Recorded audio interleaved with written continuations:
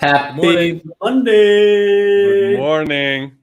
It's I just saw in the beautiful teaser, day. actually, when the episode started, it's like the new show. It's new. We're already existing for how long? Over a year?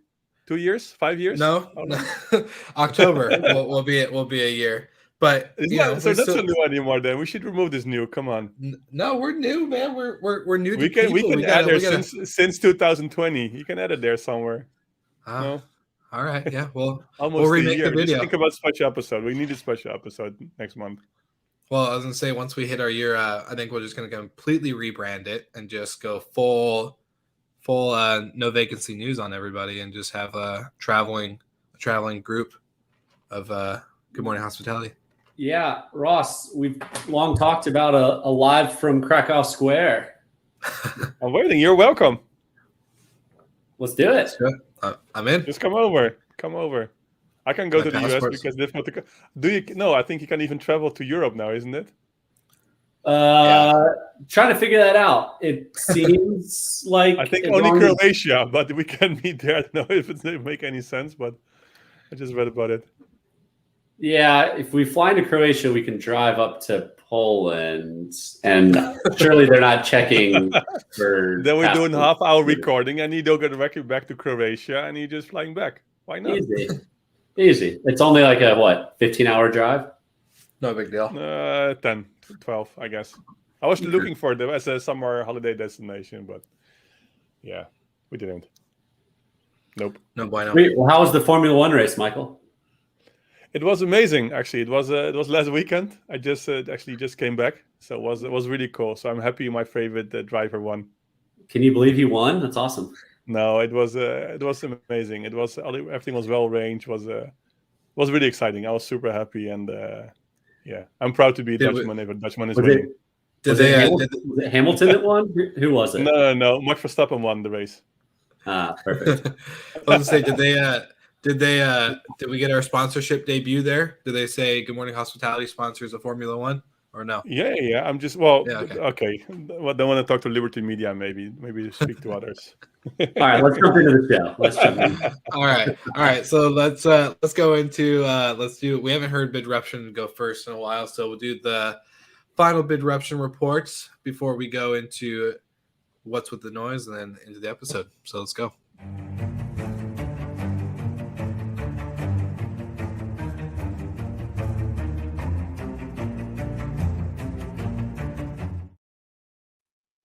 Let's start with some sad news. This is probably the last Bidruption report, not because I'm leaving, but we're going to rebrand it into just Startup of the Week, as there are not many conferences as well going on. So before I was taking care of them as well during this Bidruption. So we're going to rebrand it. So Will is preparing a really nice new teaser for the Startup of the Week. But for sure we have one. This one is the Room Price Genie. I spoke to Marvin, their CEO, what is it? I think 1.5 years, no, even longer, 2 years ago. I was jury member of the World Tourism Forum. I select them actually as a winner, probably because I can see what are the potentials there. And again, good to see that Room Price Genie get some fund, $2.2 million for an international push. What is Room Price Genie? It's a company which is focusing on tech, actually, for dynamic pricing. So they're advising the properties, the hotels, how to set up the prices, and it can actually improve the prices and push it back to channel managers. Swiss company, really nice guys, well deserved. Again, I saw it coming 2 years ago when I saw them speaking. They're going into the industry, which is actually, of course, everything is based on data and improvements and revenue management. So well done. Yeah, might be cool to have them in the episode. I'll ask Marvin in a few weeks maybe to join once. He can talk about more. But again, congrats to be the Start of the Week. This was the last Bidruption report. So please, don't cry, because I stay. And next week will be Start of the Week with an amazing new, super cool teaser video, which I already saw. It's amazing. So next week you see it as well. Thank you.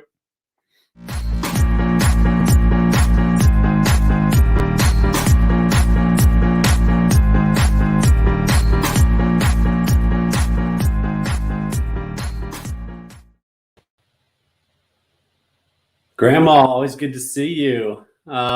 This week, we would like to congratulate a former member of or guest of the podcast, Mr. Lavoie. has now become the CEO of Jetstream. So congrats to both you, E, and to Jetstream. You're extremely capable, very smart, and the vision is very clear. So we're excited to see what you can do at the reins. So congrats again. But is this the impact of the show? Because if we're just announcing start of the weeks, they're raising money soon after. If we're just talking about some potential acquisitions or mergers, they're really happening.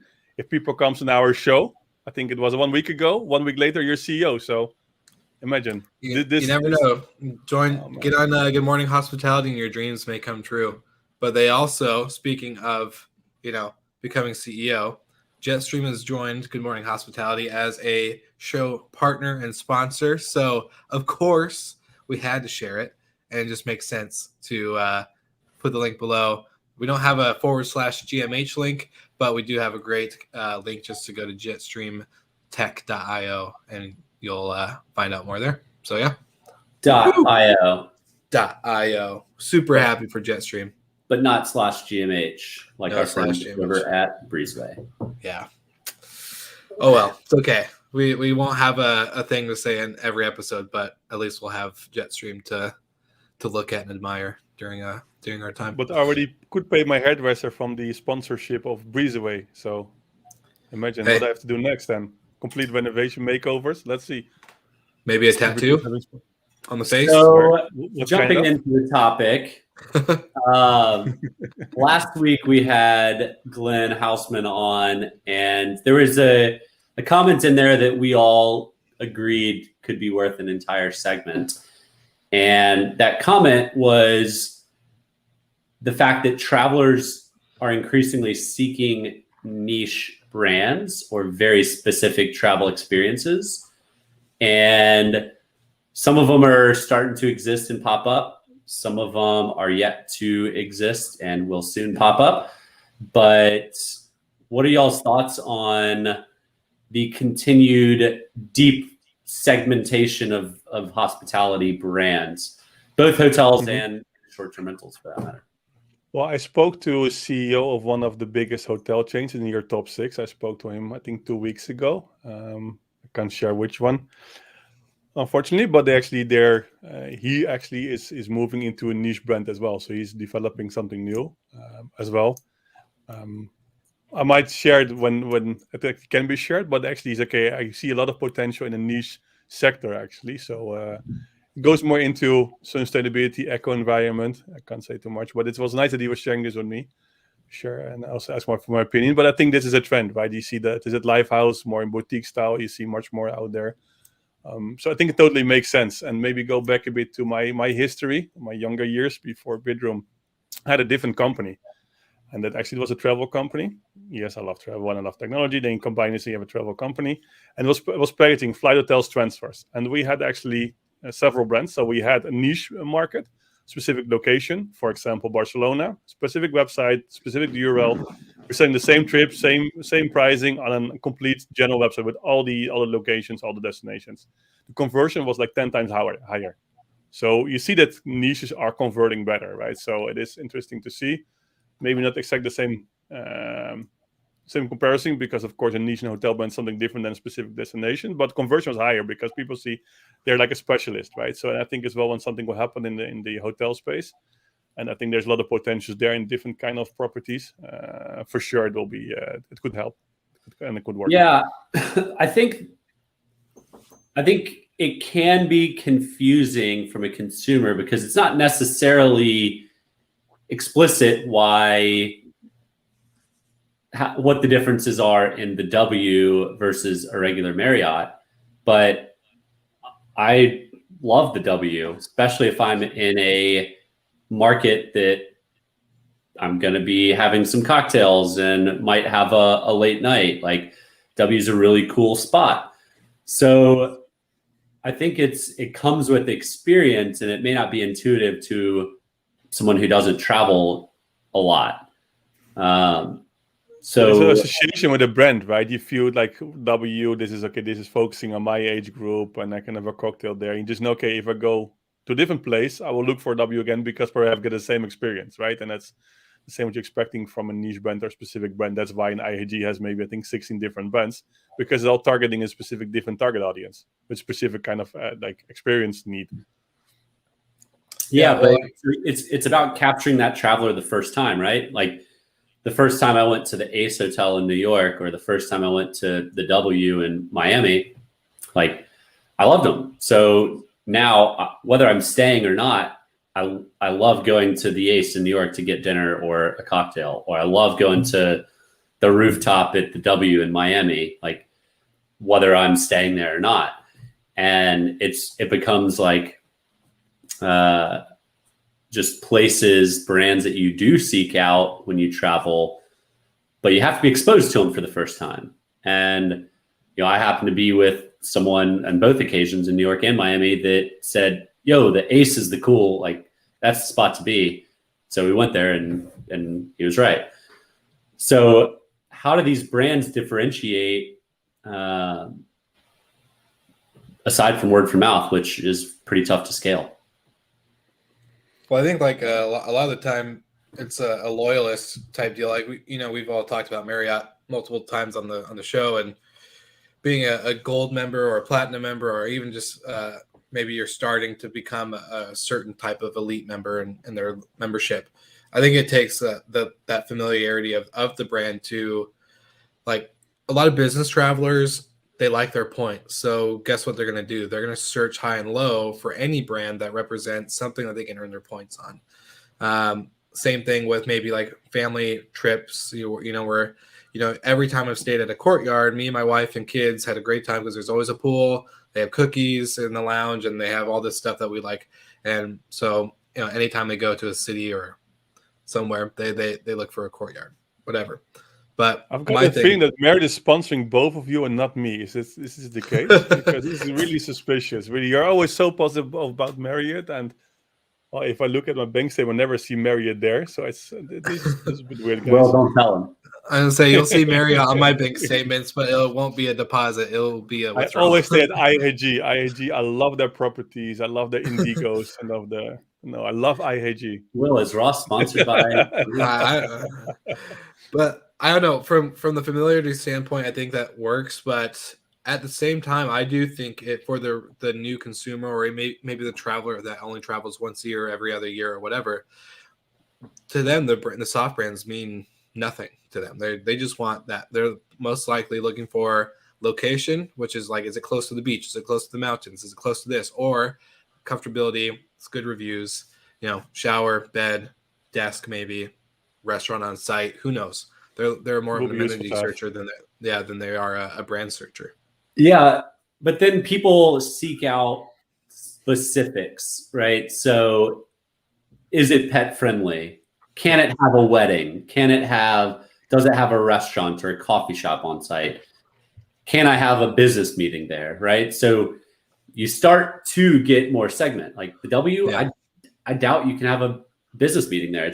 Unless it's cocktails after hours, right? Like that's what it's designed or set up for, at least in my mind. But if you go for a date or whatever, or just go with friends or with some drinks, you're gonna stay in a W, right? But indeed, if you have a business trip, you just probably pick something differently. So the standard Marriott brand, or IHG in Ross's case.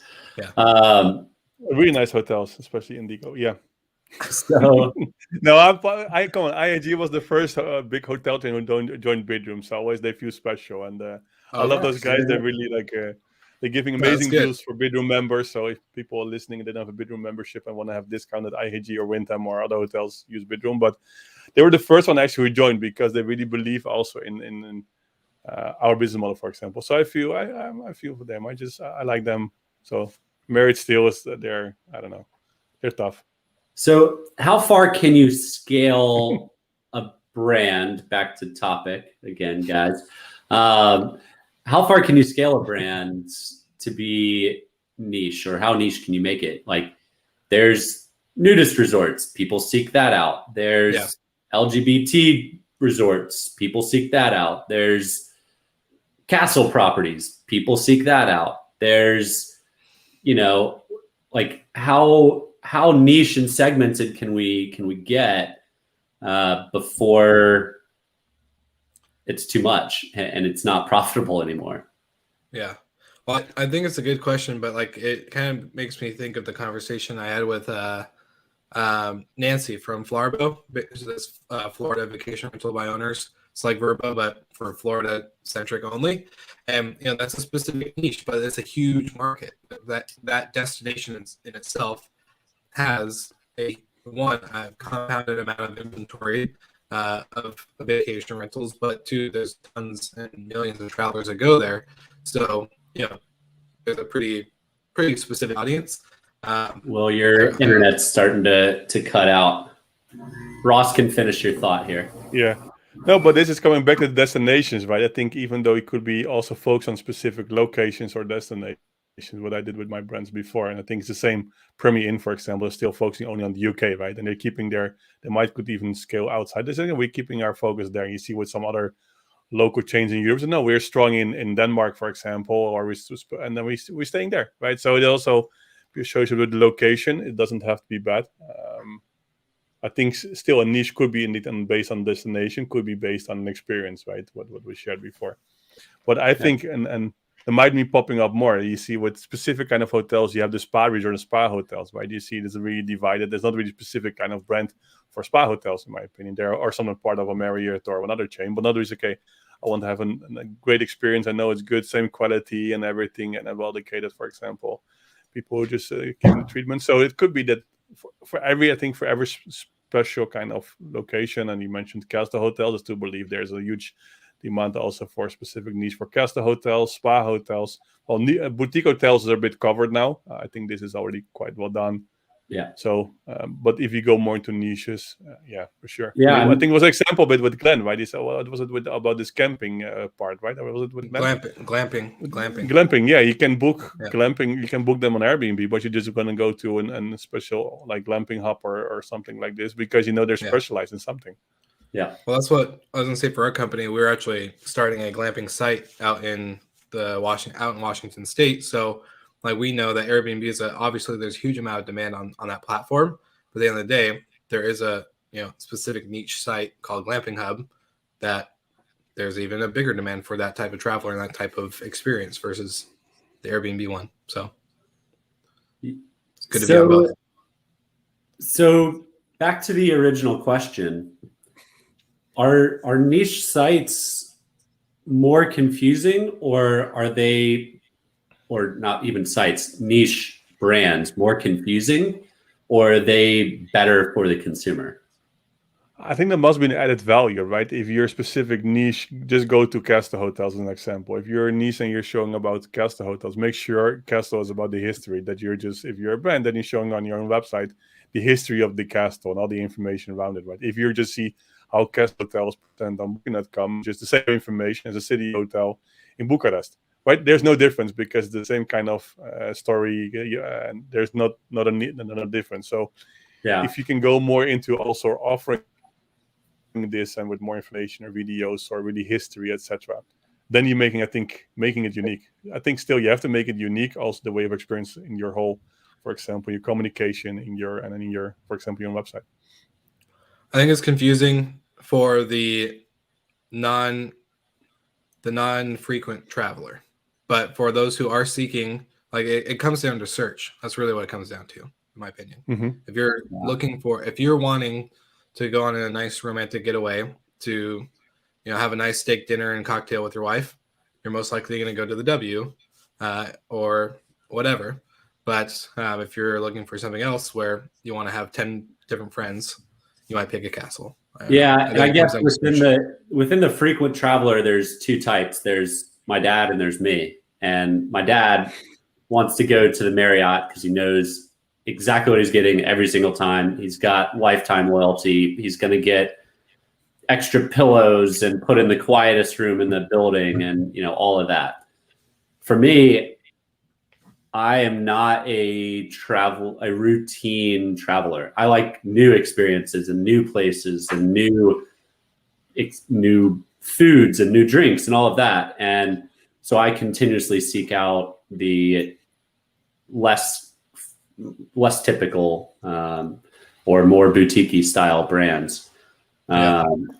So yeah, again, I think there's a little bit of something for everybody. And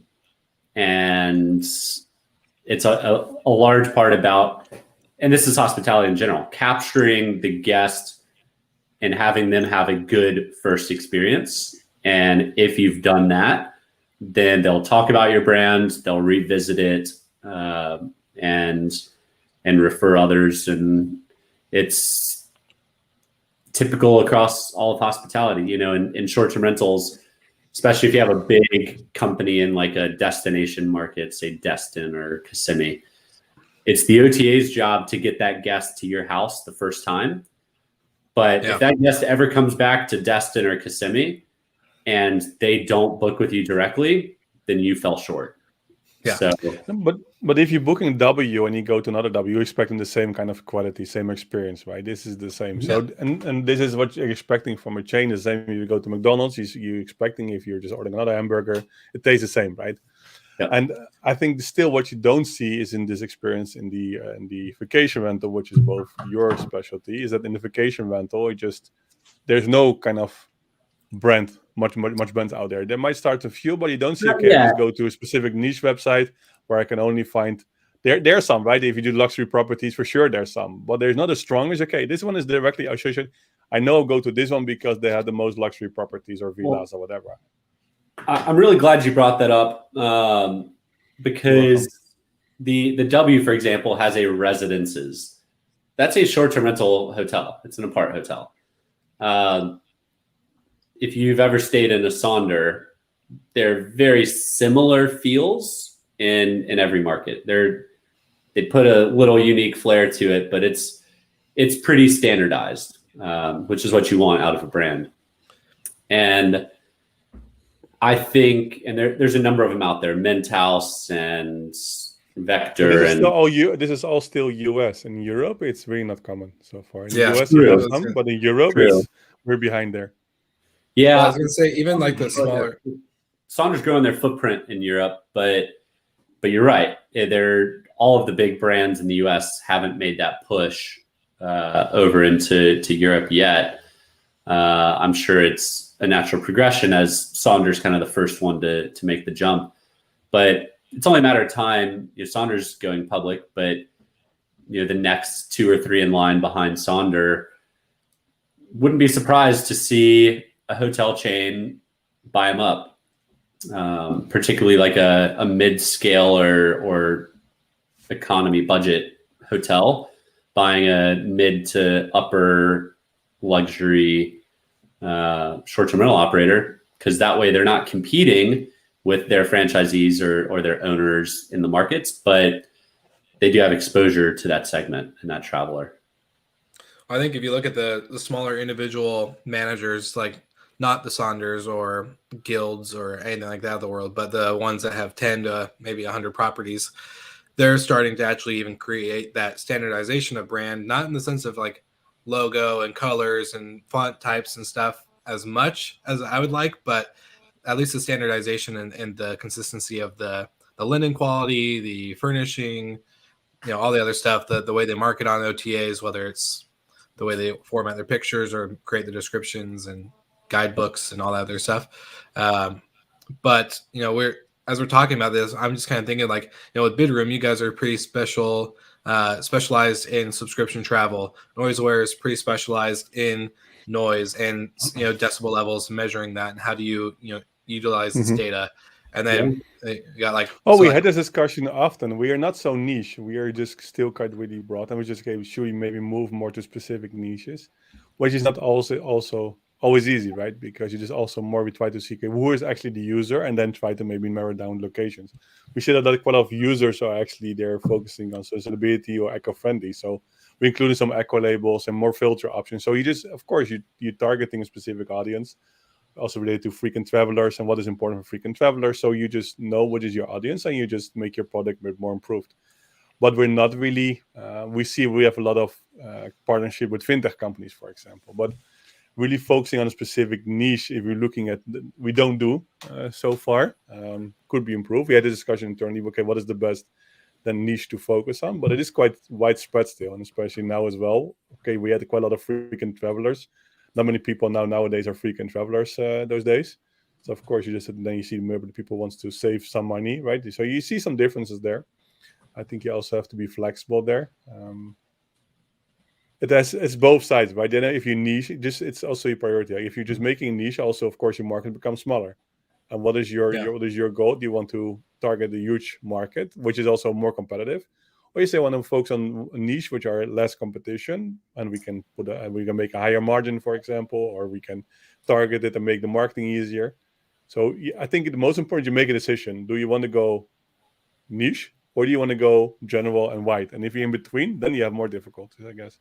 Yeah, that's a good point. You can't straddle the line. You have to fully embrace it. And I mean, Amazon is a good example. They went from super niche, just books, to super broad, everything. You can do it. If you're doing it well, you can do everything. But also make sure that, and you see some of them, Spotify staying with music, they could go into videos easily, right? They can go to different verticals. They don't do because we're strong in music. Well, they are going that way with Joe Rogan stuff, at least. Well, it's podcasts, but yeah, they're staying out of like it's still audio TV or Amazon TV. They're going to be doing his videos. They're going to start shooting the video form too.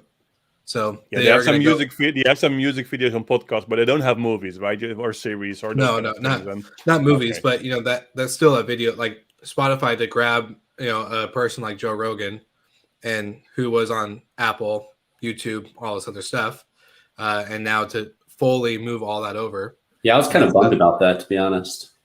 But Spotify is more listeners and much more users than Apple Music still. So yeah, because it's niche for music. So all right, well, this plays perfectly into the segment that we have been playing with, and my abysmal record of not getting any right thus far. Ross, I think you're 1 for 3, something like that. Yeah, 1 for 2. Well, we have 119 more shots, more bites at the apple, minus the 6, so I guess 113, because it's pretty obvious what brand Marriott belongs to. So give it to us, Will. You ready for our whose brand is it anyways? Let's do it. All right. Last week I was right, so that's come on. I haven't gotten one right yet. No. Element. Hilton. I think I've guessed Hilton every time, and I've missed it. I think you did Hilton and Hyatt. No, you could be right there, actually, with Hilton, but I should not say the same because it's boring. Otherwise, no, I'm not going to say the same. Then I go for Accor. Accor again? All right. Well, guess what? Yeah. You guys are both wrong. It's Marriott. Marriott. Wow. Come on, you as a Marriott. They're sponsoring you. You should know this. This is so bad. They're going to stop sponsoring you. To Glenn's comment last week, I'm very curious if we got the CEO of Marriott on the show, if he could name all 30. Hopefully he could, but sometimes... Will, send him a message. Yeah, I'll DM him right now. I'll text him. Okay. Cool. Send? Well, yeah. Yeah. So great show. I think good conversation. I don't know. I'm still part of me wants to dive into niche conversation more because it's very interesting and I want to know maybe more specifics. I'm pretty sure we can find a guest that is an expert in niche marketing. But I think it's something that's going to continue to evolve. So I'm pretty sure we will not this will not be the last conversation about it. Let's just say that. Ross, when your friend makes his announcement public, then maybe that friend can join the show. I can ask him, but maybe I will check it for some different because it could take, probably will be in the new year. So I will just check if we can get somebody in a specific niche a bit sooner. Would be cool. Yeah. Perfect. All right, guys. Well, great show. We ended it right on time with a little bit of a couple rabbit trails along the way, but we made it. So we'll see you guys again next week and have a great weekend. Later.